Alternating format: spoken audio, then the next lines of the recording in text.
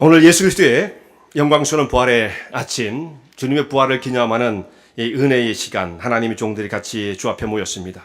참 오늘 이렇게 다른 날도 참 은혜롭고 기쁜, 다 모든 주일이 기쁘고 은혜로운 날이지만 특별히 사망의 권세를 깨뜨리시고 무덤의 문을 여시고 다시 살아나신 예수님의 부활을 믿고 소망을 가지고 있는 자들이 오늘 주님 앞에 모여서 전심으로 주 앞에 영광을 돌립니다. 기독교의 핵심의 그 진리 가운데의 하나가 예수님의 부활이에요. 부활. 예수 그리스도께서 부활하셨다. 이것을 믿는 것이 우리가 믿는 그 진리 중에 핵심 중에 핵심입니다. 근데 만일 오늘 우리 설교의 제목처럼 그리스도의 부활이 없었다고 한다면 기독교는 존재할 수가 없는 것입니다. 그의 가르침은 공허한 것이 될 수밖에 없는 것입니다. 그런데 이렇게 예수님의 부활이 이처럼 중요하고 기독교가 서 있느냐, 교회가 서 있느냐, 아니면 무너지느냐의 이처럼 중요한 말씀이지만 놀랍게도 예수님의 제자들이 예수님의 부활을 믿지 못했던 적이 있었습니다. 예수님께서 십자가에 달려 돌아가실 때에 예수님의 제자들은 다 도망을 치고 말지 않았습니까? 그 중에 한 사람 오직 요한이라는 사람만 요한복음에 보면 예수님의 사랑하는 제자가 예수님 십자가 밑에 내려와 있었다라는 것을 기록하고 있어요. 그러니까 요한이 요한복음을 기록했는데 자기 이름은 물론 갔으니까 그렇겠죠. 그러니까 한 사람이 거기에 기록이 되어집니다. 그렇지만 그가 예수님이 십자가 밑에 가까이 갔다고 그래서 그가 꼭 예수님의 부활을 믿었다고는 볼 수 없어요. 예수님의 12제자, 그 중에 한 사람은 벌써 못 메어 죽지 않았습니까? 예수님의 제자들은 아무도 주님의 부활을 기대한 사람이 없었습니다. 그러면 예수님께서 제자들을 데리고 다니시면서 뭘 가르쳤다는 말씀인가? 예수님의 부활에 대한 것은 말씀하신 적이 없다는 말씀인가? 들은 적이 없으니까 그들이 믿지 못하는 것이 아니겠는가? 이런 생각할 수가 있는데 예수님께서는 자신의 부활에 대해서 적어도 다른 장소, 다른 시간 3번에 걸쳐서 예수님의 죽으심과 부활을 반복적으로 가르쳤습니다. 인자가 예루살렘에 올라가는데 거기서 대제사장과 장로들에게 붙잡히고 서기관들에게 붙잡혀서 이방인에게 넘긴 바 되어지고 그는 고난을 받고 죽음을 당하게 될 것이다. 이렇게 말씀을 하시고요. 죽음에 대해서 3번 말씀하시고 또 이어서 말씀하신 바가 내가 죽는 것으로 끝나는 것이 아니고 장사한 지 3일 만에 다시 부활할 것이라는 말씀을 반드시 하셨습니다. 마태복음에 나타난 말씀만 봐도 3번에 계속해서 걸쳐서 말씀이 반복적으로 기록되어 있어요. 마태복음 16장에 베드로가 예수님께 신앙 고백을 드리잖아요. 주는 그리스도시요 살아계신 하나님의 아들입니다. 이 고백을 드리고 난 다음에 예수님께서 그 베드로의 고백을 들으시고 베드로를 칭찬하시고 난 다음 바로 이어서 하신 말씀이 뭐냐면 인자는 이제 예루살렘에 올라가는데 이처럼 고난을 받고 죽임을 당하고 장사 지낸 바 되었다가 3일 만에 다시 살아난다는 말씀을 마태복음 16장에서 말씀을 하고 있어요. 근데 바로 그 다음 장 17장에 가면 또 다시 한번 예수님께서 말씀을 하십니다. 이때는 갈릴리로 가셔서 장소가 바뀌었어요. 그 앞에 16장은 가이사랴 빌보라는 것이고요.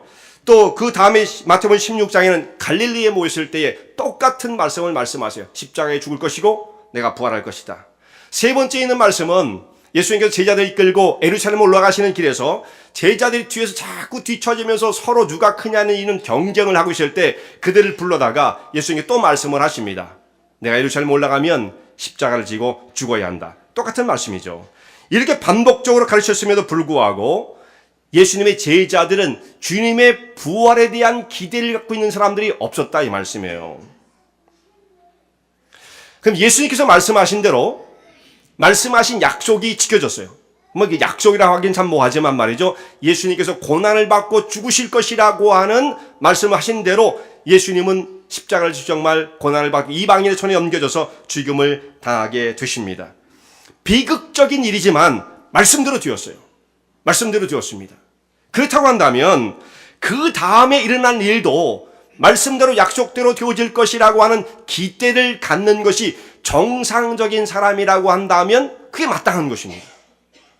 예수님의 교육을 정상적으로 받아들인 사람이라고 한다면 예수님께서 말씀하신 대로 비극이지만 돌아가셨고, 그렇다고 한다면 말씀대로 3일 만에 살아나실 것이라고 하는 기대, 이 소망을 갖는 것이 정상이라는 말씀이에요.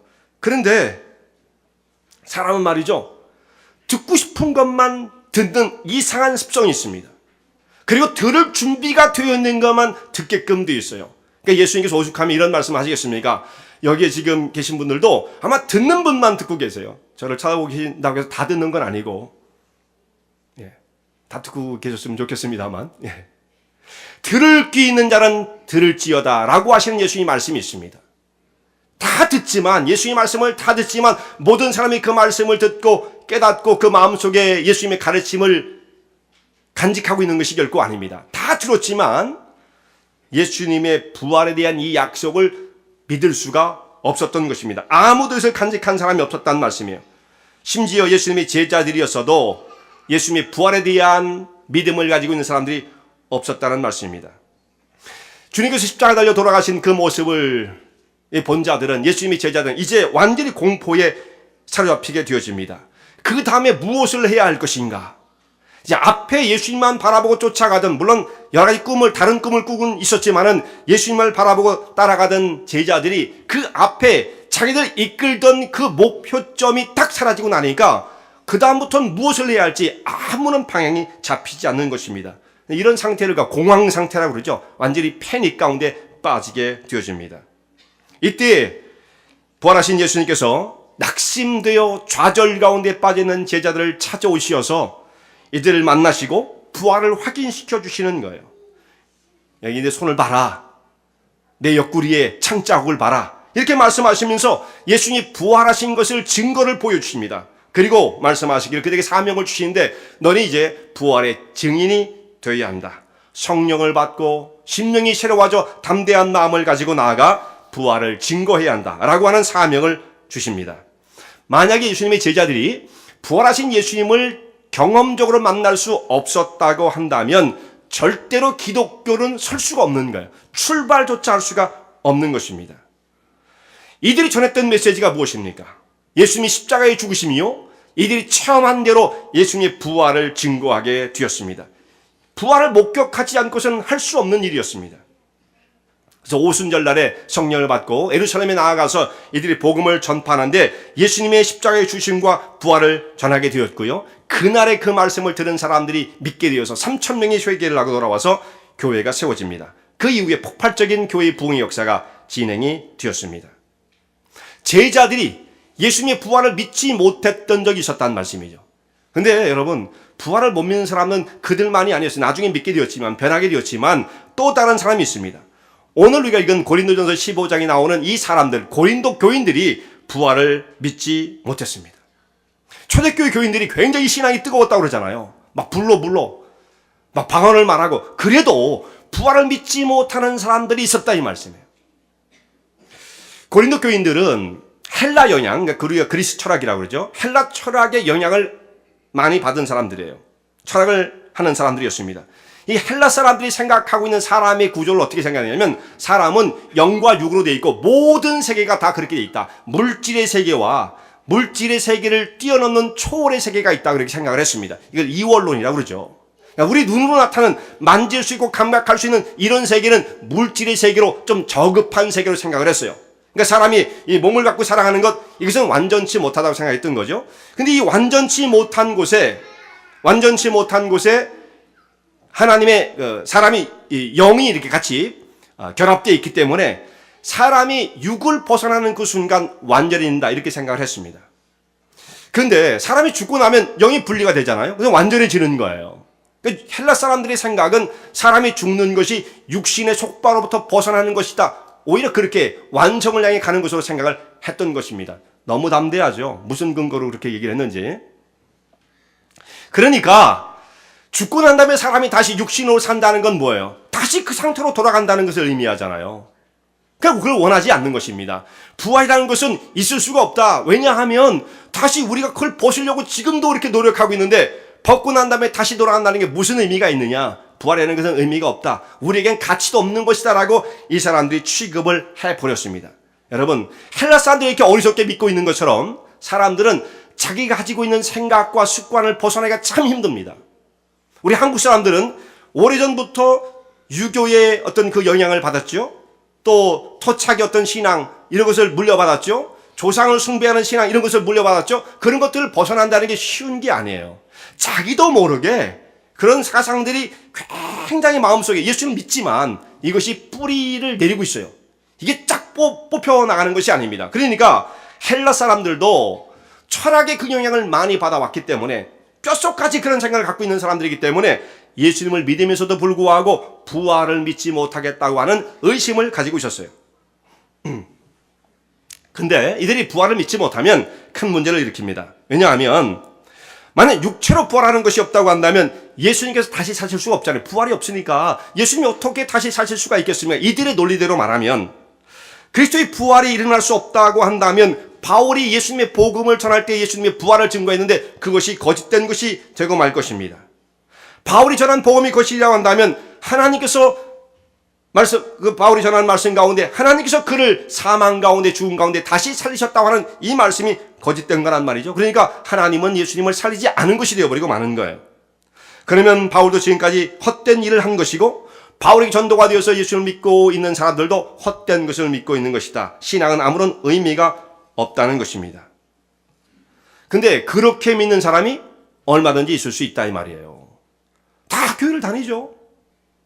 신앙생활 또 부활주일 아침까지 와가지고 예배를 드릴 수가 있어도 그렇다고 해서 정말 모든 사람이 부활의 신앙을 간직하게 되어지는 것 그렇게 되어지길 바라는 거죠. 근데 안 그럴 수가 있다는 말씀이에요. 헬라 사람들 보니까 그런 위험이 있더라는 말씀입니다. 그런데 이렇게 의심을 하는 사람들이 있었지만 제자들도 의심을 했고 이 고린도 사람도 의심을 했는데 예수님께서는 2000년 전 무덤의 문을 여시고 다시 살아나셨습니다. 육체로의 부활을 의미하는 거예요. 좀 전에 말씀드린 것처럼 예수님의 손에 난 못자국, 발에 난 못자국, 옆구리에 난 창자국 이것을 보여주시는 이 사실은 뭐냐면 영혼만 살아나는 것이 아니라 우리가 또 그렇게 생각하잖아요. 영혼은 불멸이니까 살아날 수도 있고 그들이 보았던 것은 예수님의 영혼일 것이다 이렇게 생각한단 말이에요. 그게 아니란 말씀이죠. 예수님이 실제로 육체로 부활하셔서 그 상처와 흔적들을 그대로 가지고 있는 모습으로 부활을 하셨다 말씀을 하고 있습니다. 예수님께서는 우리의 모든 죄악을 다 짊어지시고 십자가에서 죽으셨습니다. 그러나 장사한 지 3년 만에 다시 살아나셔서 우리에게 부활의 소망과 확신을 주셨습니다. 그래서 아담의 후손으로 아담의 영향권 밑에 있는 사람들은 다 생각하기를 사람은 죽는 거야. 죽으면 끝나는 거야. 이렇게 생각한다는 말씀이에요. 오늘 우리가 읽지 않았으면 20절까지만 읽었는데 그 뒤에 보면 모든 사람이 다 아담 아래에서 죽었지만 예수님 안에 있는 모든 사람은 예수님의 생명으로 예수님의 부활로 다시 살게 될 것이다 말씀을 하시는 겁니다. 아담의 그 세력 가운데 있는 사람은 죽을 수밖에 없는 것이고요. 예수님의 생명의 세력 가운데 들어있는 사람들은 부활의 생명을 체험하게 되어지는 것입니다. 이것이 하나님의 약속이에요. 이게 사람이 정한 것이 아닙니다. 사람이 생각해서 판단하는 것이 아닙니다. 하나님의 법칙이란 말씀이죠. 아담의 세력 가운데 있는 사람은 사망이요. 하나님이 보내신 그리스도의 생명 가운데 있는 사람은 부활의 생명을 체험하게 될 것이다. 이 하나님의 약속입니다. 부활의 생명을 간직한 하나님 백성들은 이 땅의 삶이 결코 끝이 아니에요. 자, 오늘 하루하루 우리의 삶이 죽음을 향해서 막 달려가는 길이 결코 아닙니다. 만약에 우리가 육신의 생명이 끝나는 것으로 모든 삶이 끝난다고 한다면 우리는 정말 죽음을 향해서 하루하루 달려가는 거죠. 그러니까 하루하루 사는 것이 정말 죽음과 함께 가는 거예요. 죽음을 향해서. 얼마나 정말 헛되고 헛된 삶이 되겠습니까? 그런데 예수 그리스도 안에서 부활의 소망을 가진 사람들은 이 하루하루의 삶이 의미가 있어요. 영원히 이어지는 그 생명의 세계를 향해서 가는 오늘 하루의 삶이기 때문에 의미가 있습니다. 죽는 것으로 모든 것이 다 끝나버리고 망하는 것이 되었다고 한다면 오늘 하루의 우리 삶은 가치를 찾을 수가 없습니다. 부활의 소망을 우리가 심령 속에 간직하지 못한 사람이라고 한다면 그러니까 고린도 사람들이 말하기를 오늘 우리가 내일 죽을지 모르니 오늘은 먹고 마시고 즐기자 할 것이다. 이렇게 육신적인 것만 쫓아갈 수밖에 없다는 말씀이에요. 그러나 부활의 소망을 가진 사람들은 하나님 나라의 소망을 두고 오늘 하루하루의 삶이 의미가 있습니다. 예수님의 제자들 가운데 부활을 믿지 못한 사람도 있었고 고린도 사람들이 부활에 대한 의심을 가지고 있었던 것처럼 오늘날에도요, 목사님들 가운데서도 부활에 대해서 의심하는 사람이 있는 거예요. 그래서 어떤 분이 도저히 사람이 다시 살아난다는 거 내가 어떻게 믿겠느냐, 이 부활에 대한 의심을 갖고 있는 분이 해마다 돌아오는 부활주일이 제일 힘든 거예요.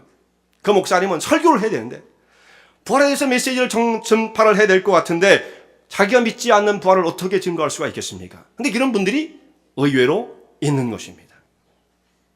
예수님을 믿는 가운데서도 예수님의 부활을 믿지 못하는 사람들이 많은 거예요. 근데 여러분, 우리가 부활의 능력을 믿지 못한다고 한다면 우리가 그 사람이 믿고 있는 기독교의 가르침은 무엇이겠습니까? 무엇을 믿는 거예요?